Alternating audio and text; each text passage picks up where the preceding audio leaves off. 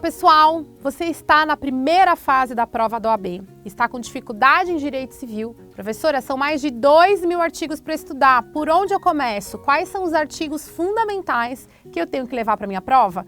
Então calma, que esse vídeo é para você. Eu sou a professora Verônica Tagliari, professora do Estratégia OAB, e hoje eu vou te trazer os 5 dicas fundamentais de artigos que têm grande incidência na prova da OAB em primeira fase, Direito Civil, e que você tem que levar para a sua prova. Primeiro artigo que cai muito, gente, artigo 5º do Código Civil, que trata do tema emancipação. Todo mundo tem que lembrar e levar isso para a prova. Vários são os casos, as perguntas que tratam sobre emancipação. Lembrando que emancipação está no artigo 5º, parágrafo único, trazendo nos seus incisos todas as possibilidades de se emancipar no Brasil. A emancipação acontece a partir dos 16 anos de idade, antes disso não é possível emancipação. E a emancipação, ela torna a pessoa possível de realizar atos da vida civil. Ela continua menor, porque a maioridade civil no Brasil só se dá a partir dos 18 anos, isso é importante, mas apesar de menor, ela consegue exercer atos da vida civil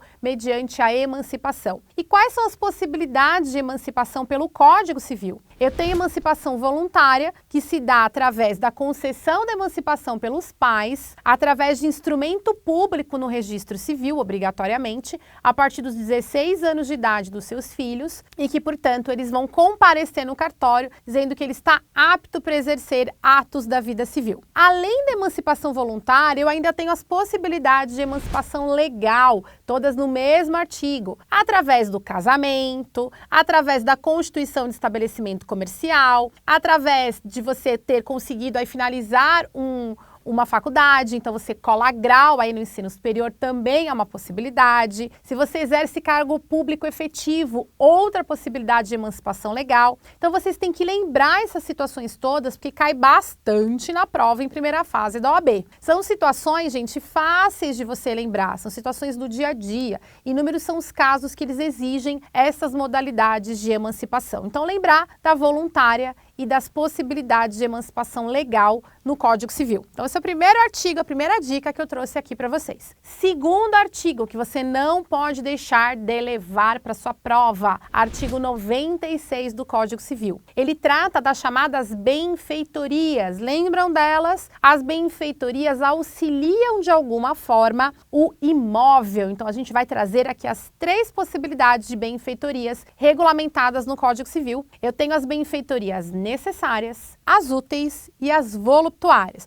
Ai, professora, eu não lembro quais são elas. Então vamos lá. As benfeitorias necessárias, e o nome ajuda, né, gente? São aquelas que obrigatoriamente eu tenho que realizar no imóvel sob pena de deteriorar o imóvel. O imóvel está aí precisando fazer uma reforma estrutural urgente. Houve um vazamento no imóvel, preciso lá sanar o vazamento. Tem lá as paredes com vazamento, houve um vazamento na pia da cozinha, eu preciso arrumar para ontem. São benfeitorias necessárias. Existem as benfeitorias úteis, aquelas que podem auxiliar, mas que não obrigatoriamente eu preciso realizá-las. Exemplo, né? Eu tenho um imóvel em que eu preciso aumentar um cômodo, aumentar um banheiro daquele imóvel, se eu estou diante de uma família grande que resida naquele imóvel. Se eu quero fazer um novo cômodo, quero fazer um banheiro, por exemplo, vai ser muito útil, inclusive vai até aumentar o valor de mercado daquele imóvel, vai sofrer uma valorização imobiliária, portanto, é uma benfeitoria que vai aumentar a utilidade do bem. Lembrar disso, lembrar desses exemplos que também te ajudam.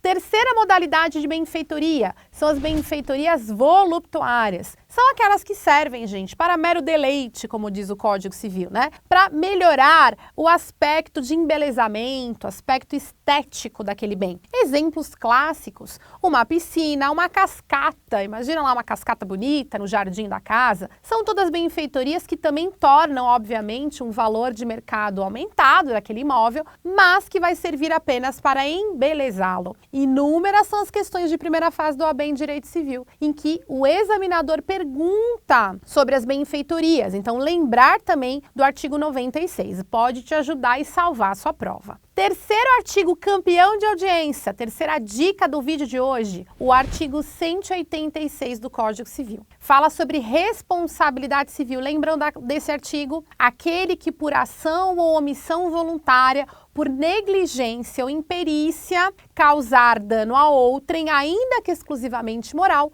comete ato ilícito. Então, o artigo 186, assim como outros, o 927, 187, enfim, são artigos clássicos que tratam da temática de responsabilidade civil no Código Civil e trazem, inclusive, as modalidades de culpa e os elementos que compõem a responsabilidade civil. O que você tem que lembrar como elementos? Para eu ter responsabilidade civil e, portanto, ser passível de reparação do dano de quem sofre alguma conduta ilícita, eu preciso ter, gente, primeiro a conduta, seja ação ou omissão, que está logo no início do artigo 186. Preciso ter o dano, alguém tem que ter sofrido um dano, pode ser imoral, pode ser material, pode ser estético, tanto faz, mas o dano tem que ser um elemento obrigatório e presente para a responsabilização civil. Eu preciso ter o nexo de causalidade em que eu ligo a conduta do agente ao dano sofrido pela vítima e, portanto, fazendo esse link, eu vou ter a possibilidade de reparação e ainda as modalidades culposas, como negligência, imprudência e imperícia, que são aquelas possibilidades de, através de uma responsabilização subjetiva, eu conseguir comprovar uma conduta culposa e gerando dano aí àquela pessoa que obrigatoriamente tem que ter a reparação desse dano, tá? Então, lembrar do 186 vai te ajudar demais em inúmeras questões da primeira fase do OAB, tanto com relação aos elementos que compõem a responsabilidade civil, como também com relação às modalidades de culpa, já que a regra do Código Civil é a responsabilidade subjetiva, tendo pontualmente alguns casos excepcionais de responsabilidade objetiva. Quarto artigo que você tem que levar para sua prova, que você não pode esquecer. Artigo 1659 do Código Civil. Ele fala sobre exclusão de bens no regime da comunhão parcial de bens. Então, se cai uma questão, e cai muito, gente, despenca essas questões, esses enunciados na primeira fase da prova da OAB. Se cai uma questão que verse sobre casamento ou união estável e o regime de bens do casal seja o regime da comunhão parcial de bens, por este artigo, eu vou ter todos aqueles bens que são excluídos da comunhão, ou seja, o que entra e o que não entra em caso de divórcio, o que comunica e o que não comunica. Me divorciei, o caso do OAB é sempre assim, né? Tinha lá uma relação de bens. O que os cônjuges vão comunicar e, portanto, ter 50% para cada um na meação? E o que não vai entrar na meação? Claro, né, gente? Cai sempre mais o que não entra na meação. Lembrar, portanto, do 1659. Quais são essas situações? Primeiro, bens particulares, que são aqueles que os cônjuges já possuíam antes de se casar. Então, a Maria já tinha um carro antes de se casar, o João já tinha um apartamento antes de se casar. Isso não entra quando eles forem fazer um divórcio. Se vierem a se divorciar, cada qual tinha aquele bem como bem particular,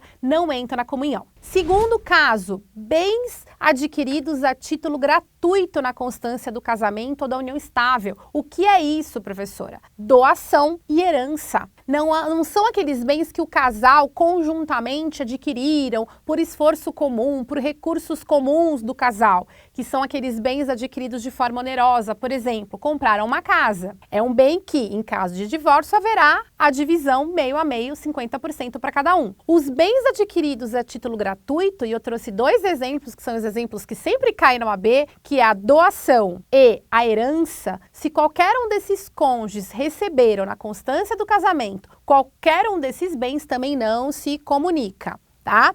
Ah, e se eu pegar um bem que eu recebi por herança ou que eu recebi por doação e comprar um outro? São chamados de bens subrogados. Ou mesmo, se eu tinha uma casa minha antes de me casar, vendi, comprei outra já casada, também são considerados bens subrogados, ou seja, eu substituo um bem particular por outro, mesmo já casada, assim como eu substituo um bem adquirido a título gratuito por outro, mesmo já casada, e, portanto, também o outro cônjuge não terá direito à meação. Não se comunicam bens particulares, bens gratuitos e os subrogados em seu lugar. É exatamente dessa forma que o Código Civil disciplina essas situações. Então, esses são os dois exemplos clássicos que mais caem aí na primeira fase da OAB. O último artigo que você tem que levar para a sua prova é o 1829, que fala sobre a ordem de vocação hereditária. Como que eu sei quem recebe em caso de falecimento? A pessoa falece, era casada, tinha filhos, e aí? Qual que é a regra que o Código Civil traz para você saber quem irá receber essa herança? Lembrando, O 1829 é excludente. Então, eu vou seguir aquela ordem de vocação hereditária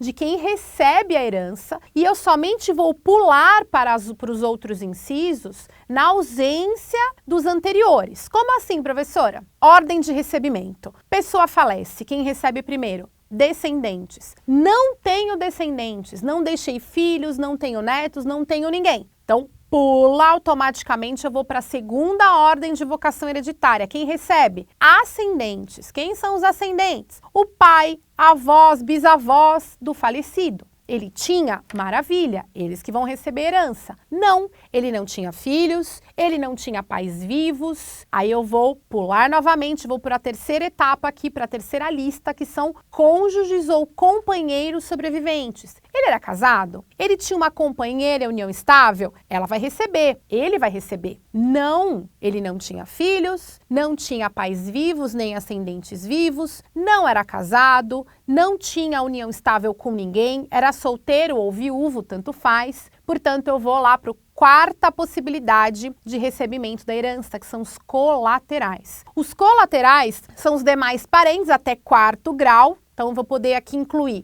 os irmãos em segundo grau, vou poder incluir aqui tios, primos, sobrinhos. Então, até quarto grau poderá os colaterais receber a herança deixada pelo falecido. Então, veja, é uma ordem excludente. Quem recebe primeiro? Descendentes, na sua ausência, ascendentes, na sua ausência, cônjuge ou companheiro sobrevivente, na sua ausência, colaterais. Lembrar desta ordem salva vidas na hora da prova. Inúmeras são as questões da OAB que exigem você lembrar quem recebe a herança, qual que é a ordem que o Código Civil traz e, portanto, vai te ajudar demais em inúmeros enunciados aí da OAB. Espero que esses 5 artigos, essas 5 dicas tenham te auxiliado, porque tem grande incidência na prova e pode te dar um norte para você acertar ainda mais as questões na primeira fase. Até o próximo vídeo. Um grande abraço a todos!